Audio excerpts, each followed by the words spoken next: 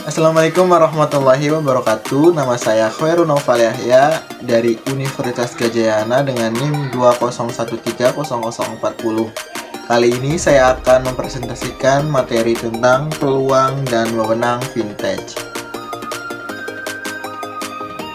Peluang dan wewenang vintage. Vintage singkatan dari Financial Technology yang berarti teknologi keuangan. Vintage adalah inovasi teknologi yang dikembangkan dalam bidang finansial, sehingga transaksi keuangan bisa dilakukan dengan praktis, mudah, dan efektif.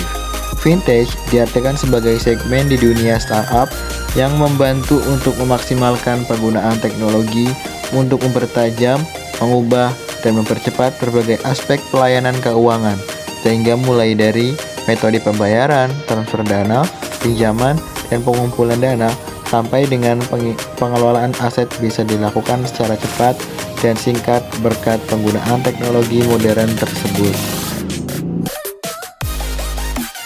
Ada beberapa lembaga yang berwenang mengatur vintage. Yang pertama, Bank Indonesia.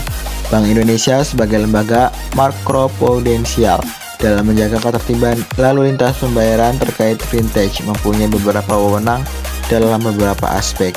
Yang kedua, Otoritas Jasa Keuangan atau disebut dengan OJK. OJK melaksanakan wewenangnya sebagai lembaga yang memberikan aturan serta mengawasi perusahaan yang berbasis vintage. Secara garis besar, OJK bertugas mengkaji dan mempelajari perkembangan vintage dan menyiapkan peraturan serta strategi pengembangannya. OJK juga berwenang melindungi kepentingan konsumen terkait keamanan dana dan data serta kepentingan nasional terkait pencegahan pencucian uang dan pendanaan terorisme serta stabilitas sistem keuangan. Ada beberapa manfaat vintage. Yang pertama, transaksi keuangan menjadi lebih mudah. Yang kedua, akses pendanaan lebih baik. Yang ketiga, tarif hidup masyarakat meningkat. Yang keempat, mendukung inklusi keuangan dan mempercepat perputaran ekonomi. Jenis-jenis vintage di Indonesia.